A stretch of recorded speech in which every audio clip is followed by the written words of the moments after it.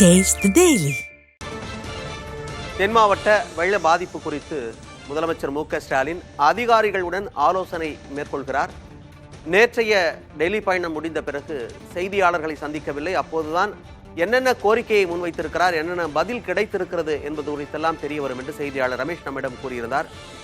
ரமேஷ், மத்திய குழு இன்று ஆய்வு மேற்கொள்கிறார்கள். அது குறித்தும் விவாதிக்கப்படுமா? எத்தனை நாள்கள் அந்த குழு ஆய்வு நடத்தும்? எப்போது முதலமைச்சரை அவர்கள் சந்திப்பார்கள்?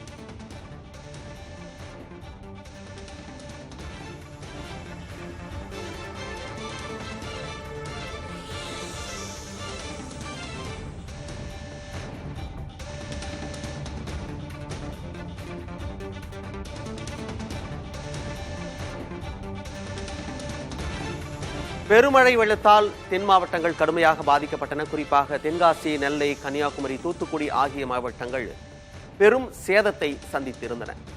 இந்த நிலையில் மெல்ல மெல்ல சற்று இயல்பு நிலை திரும்பிக் கொண்டிருக்கும் நிலையில் வெள்ள பாதிப்பு குறித்து அதிகாரிகளோடு முதலமைச்சர் ஆலோசனை மேற்கொள்கிறார்.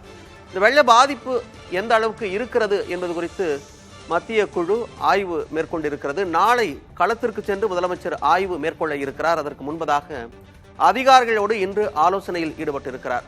இன்று ஆய்வை தொடங்கியிருக்கும் மத்திய குழு ஆய்வை முடித்த பிறகு முதலமைச்சரை சந்திக்கும் என்று எதிர்பார்க்கப்படுகிறது. மீண்டும் செய்தியாளர் ரமேஷ் இணைந்திருக்கிறார். ரமேஷ், எப்போது மத்திய குழு ஆய்வை முடிக்கும்? எப்போது முதலமைச்சரை சந்திக்கும்? நிச்சயமாக பாத்தீங்கன்னா மத்திய குழுவினர் இன்றைக்கு தூத்துக்குடி மாவட்டத்தில் ஆய்வு மேற்கொள்ள இருக்காங்க. அதனாலதான் முதலமைச்சர் அங்க வந்து தூத்துக்குடிக்கு போகல. அவங்க ஏன்னா மாவட்ட நிர்வாகம் மத்திய குழுவோடு இருக்கும் போது முதலமைச்சர் சென்றால் வந்து வசதியாக இருக்காது என்பதால் தான் முதலமைச்சர் நாளை செல்கிறார்.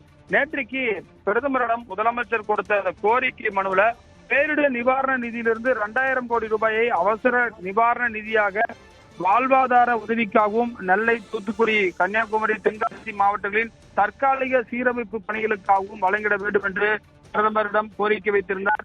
இது குறித்தெல்லாம் இன்றைக்கு செய்தியாளர் சந்திப்பில் பேசுவதற்கு வாய்ப்பு இருக்கிறது. ஏன்னா பாத்தீங்கன்னா நேற்றைக்கு மாலை கூட தலைமைச் செயலகத்தில் செய்தியாளர்களை சந்தித்தார். கூடுதல் ஹெலிகாப்டர்கள் மத்திய அரசிடமிருந்து வேண்டும் என்று சொல்லியிருந்தார். அதற்கு என்ன பதில் கிடைத்திருக்கிறது என்பதும் தெரிய வரும். அது மட்டும் இல்லாமல் இந்த 4 மாவட்டங்களுக்கும் நிவாரண நிதி, ஏன்னா சென்னையில 6000 ரூபாய் கொடுத்தாங்க, அதே மாதிரி அவங்களுக்கும் கொடுக்கணும் அப்படின்ற ஒரு கோரிக்கை இருக்கு. அது குறித்தும் தமிழக அரசு பரிசீலனை செய்து வருவதாக தெரிகிறது. இங்க இருக்கக்கூடிய கள நிலவரங்கள் குறித்து வருவாய் நிர்வாக ஆணையர் ராமன், அதே போல பாத்தீங்கன்னா தலைமைச் செயலாளர் சிவதாஸ் மீனா, உள்துறை செயலாளர் அமுதா IAS உள்ளிட்ட உயர் அதிகாரிகள் முதலமைச்சரிடம் விளக்கி கோருகிறார். ஏன்னா முதலமைச்சர் நேற்றுக்கு தமிழ்நாட்டில் இல்ல, இங்க என்ன மாதிரியான மீட்பு பணி நடைபெற்றிருக்கிறது, எவ்வளவு பேரை மீட்டிருக்காங்க. நேற்றைக்கே சிவதாஸ் மீனா சொன்னாரு ஒரு 10 பேர் உயிரிழந்தாங்கன்னு சொன்னாரு. கால்நடைகளுடைய இழப்பும் அதிக அளவு இருக்கிறது. கிட்டத்தட்ட பாத்தீங்கன்னா ஒரு 1871ஆம் ஆண்டுக்கு பிறகு ஒரு பெரிய கனமழை என்பது இருக்கிறது. ராணுவத்தோட உதவி தான் பாத்தீங்கன்னா இன்னைக்கு ஸ்ரீவைகுண்டம் போன்ற இடங்களுக்கு செல்வதற்கு வசதியா இருக்கிறது. ரயில் பணிகள் முற்றிலுமாக நேற்றைக்கு திருச்செந்தூர் செந்தூர் எக்ஸ்பிரஸ்ல இருந்து மீட்கப்பட்டிருக்கிறார்கள். இது போன்ற பல்வேறு கள நிலவரங்கள் குறித்து முதலமைச்சர் அங்க இருக்கக்கூடிய கண்காணிப்பு அலுவலர், குறிப்பாக பாத்தீங்கன்னா அங்க அமைச்சர் நகராட்சி நிர்வாகத்துறை அமைச்சர் நேரு, இதே போல பொதுப்பணி மற்றும் நெடுஞ்சாலைகள் துறை அமைச்சர் வேலு உள்ளிட்ட அமைச்சர்களும், உதயநிதி ஸ்டாலின் உள்ளிட்ட அமைச்சர்களும் அங்க களப்பணியில் ஈடுபட்டு வராங்க. போதிய படகுகள் அங்க போய் சேர்ந்திருக்கா என்பன போன்ற பல்வேறு விஷயங்கள் குறித்து முதலமைச்சர் இங்க இருக்கக்கூடிய கட்டுப்பாட்டு அறையில் இருந்து, ஏன்னா இங்கதான் புகார்கள் வருது. அதிக அளவிலான புகார்கள், ஒரு நாளைக்கு பாத்தீங்கன்னா 1000க்கும் மேற்பட்ட புகார்கள் பாதிக்கப்பட்ட பகுதியில் இருந்து மக்கள் கால் பண்றாங்க. அவர்கள்ட்ட டைரக்டாவும் முதலமைச்சர் ஏற்கனவே பேசியிருந்தாரு. இந்த நிலையில தான் இந்த கட்டுப்பாட்டு அறைக்கு முதலமைச்சர் வந்திருக்கிறார். தொடர்ச்சியாக 2 பேரிடர்களை தமிழகம் சந்தித்திருப்பதாகவும் முதலமைச்சர் நேற்றைக்கு சொல்லியிருந்தாரு. தேசிய பேரிடராக இந்த பேரிடரை அறிவிக்க வேண்டும் அப்படின்றது பிரதமர்கிட்ட சொல்லியிருந்தாரு. அதுக்கு பிரதமர் என்ன சொன்னாரு அப்படின்றதுக்கான பதில் இன்னும் அவர் செய்தியாளர்களை சந்திக்கும் போது நமக்கு சேப்பாக்கத்திலிருந்து கிடைக்க இருக்கிறது. மணிமாறன். ரமேஷ், ஏற்கனவே நீங்க குறிப்பிட்டு சொன்னீங்க களப்பணி செய்வதற்காக 10 அமைச்சர்கள் களமிறக்கப்பட்டிருக்கிறார்கள் அப்படின்னு சொன்னீங்க. அவங்க மக்களுக்கு பக்கபலமாக இருப்பார்கள் சொல்லியிருக்கீங்க. இந்த சேதம் குறித்து மத்திய குழு ஆய்வு நடத்தி, அதே மாதிரி என்னென்ன மாதிரியான சேதம் இருக்கு, எந்த அளவுக்கு பாதிக்கப்பட்ட பகுதிகள் அப்படின்னு தமிழக அரசாங்கத்தின் சார்பாக ஆய்வு மேற்கொள்ளப்படுமா? நிச்சயமாக வழக்கமாக பாத்தீங்கன்னா தமிழக அரசு அதிகாரிப்பான வரக்கூடிய காட்சிகள்லாம் பார்க்கும்போது பொது கட்டமைப்புகள், மின்சார கட்டமைப்புகள், உள்ளாட்சி அமைப்புகள் என பல்வேறு கட்டமைப்புகள் பாதிப்பு ஏற்பட்டிருக்கிறது. நம்ம வீடியோ பதிவுல பார்க்கும்போது தெரியுது. நிறைய இடங்கள்ல சாலை துண்டிக்கப்பட்டிருக்கிறது.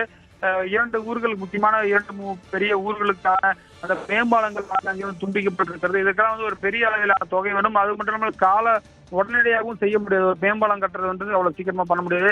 எனவே இது போன்ற விஷயங்களுக்கு என்ன மாதிரியான நடவடிக்கை மத்திய அரசிடமிருந்து தேவை என்பதை குறித்து பேசியிருக்கேன். ஏன்னா தேசிய நெடுஞ்சாலைகள் கூட பாதிக்கப்பட்டிருக்கிறது.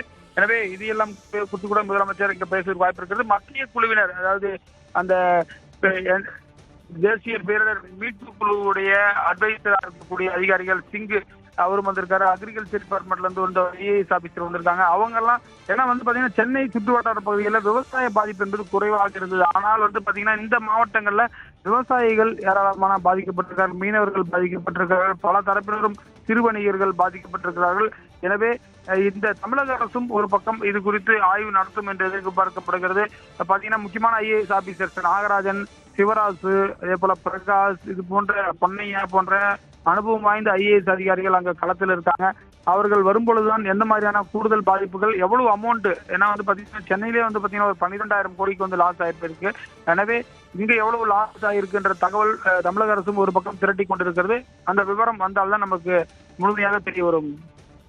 ரமேஷ், இந்த குறிப்பிட்ட 4 மாவட்டங்கள்ல, அது இல்லாம விருதுநகர், ராமநாதபுரம் உள்ளிட்ட மாவட்டங்கள்ல எந்தெந்த பகுதிகளில் பாலம் சேதமடைஞ்சிருக்கு, தேசிய நெடுஞ்சாலை எந்த இடத்துல பாதிக்கப்பட்டிருக்கு, மாநில நெடுஞ்சாலை எந்த இடத்துல சேதமடைஞ்சிருக்கு அப்படின்ற கணக்கெடுப்பு மத்திய குழு ஆய்வு செய்யுமோ செய்யாதோ, அல்லது இதெல்லாம் கணக்குல வருமோ வராதோ அப்படின்னு ஒரு கேள்வி இருக்கு.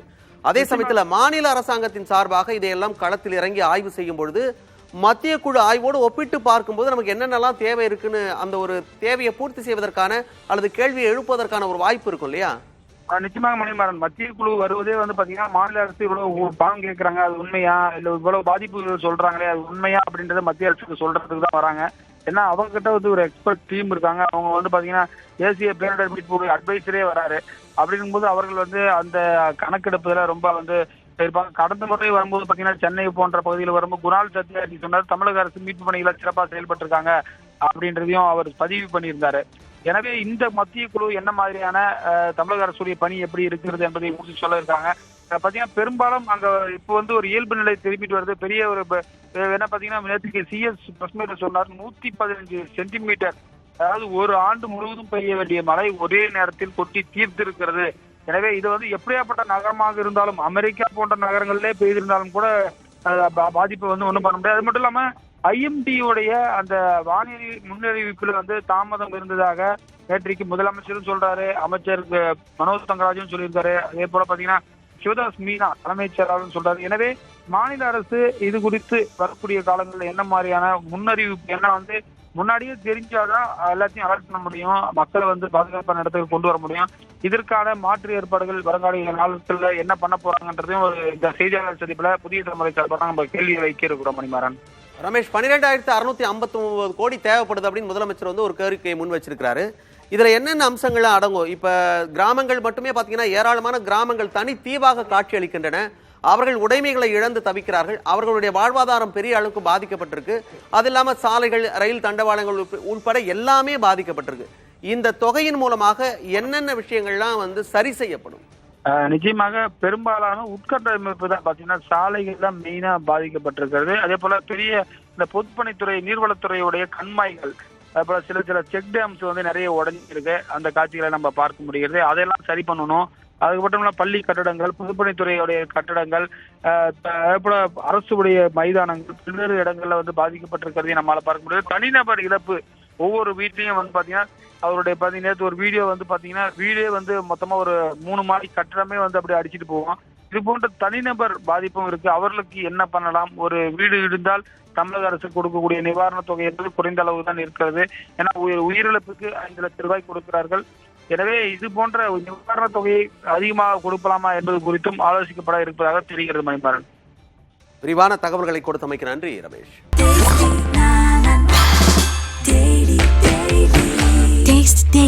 Taste the Daily.